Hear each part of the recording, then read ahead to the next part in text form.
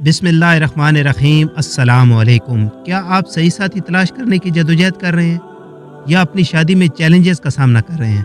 अगर ऐसा है तो आप अकेले नहीं हैं। बहुत से लोग अपने रिश्तों में बरकत और रहनुमाई हासिल करने के लिए वजीफ़े की ताकत का रुख करते हैं। इस वीडियो में हम शादी के लिए एक ताकतवर वजीफ़ा शेयर करेंगे जिसने लातादाद लोगों को अपने रिश्तों में खुशी और तकमील हासिल करने में मदद की है।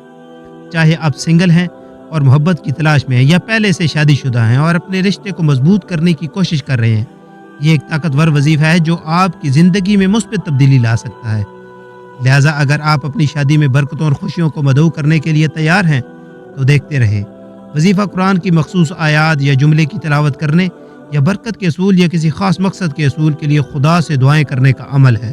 कुछ मुसलमान मियाँ बीवी की तलाश या अज़दवाजी मुश्किलात को हल करने में मदद के असूल के लिए वजीफ़ा की तरफ रुजू कर सकते हैं। अगर आप शरीक हयात की तलाश में हैं और शादी के लिए वजीफ़ा आजमाने में दिलचस्पी रखते हैं तो ये ज़हन में रखना ज़रूरी है कि वजीफ़े को जादुई हल की बजाय खुदा की मदद और रहनुमाई हासिल करने के वसीले के तौर पर देखा जाना चाहिए। ये याद रखना भी ज़रूरी है कि शादी एक पेचीदा और ज़ाती फ़ैसला है और बिलाखिर ये खुदा पर मुनहसर है कि वो लोगों को इकट्ठा करे। यहाँ शादी के लिए एक तजवीज़ करदा वजीफ़ा है जिसे आप आजमा सकते हैं। वज़ू करके शुरू करें और वजीफ़ा के लिए एक पुरसकून और पुरअमन जगह मुख्तस करें। सूरह फातिहा कुरान की पहली सूरत 7 मरतबा पढ़ें और उसके बाद दुरूद इब्राहिमी 3 बार पढ़ें, जिसका तर्जुमा है कि ए अल्लाह रहमत नाजिल फरमा मोहम्मद और आले मोहम्मद पर जिस तरह तूने इब्राहीम और आले इब्राहीम पर रहमत नाजिल फरमाई, बेशक तू सबसे ज़्यादा काबिल तारीफ़ और बुजुर्गी वाला है। ए अल्लाह बरकतें नाजिल फरमा मोहम्मद और आले मोहम्मद पर जिस तरह तूने इब्राहीम और आले इब्राहीम पर बरकतें नाजिल फरमाई, बेशक तू सबसे ज़्यादा काबिल तारीफ़ और बुजुर्गी वाला है। खुदा से मुखलिसाना दुआ करें, शरीक हयात की तलाश में उससे रहनुमाई और मदद तलब करें।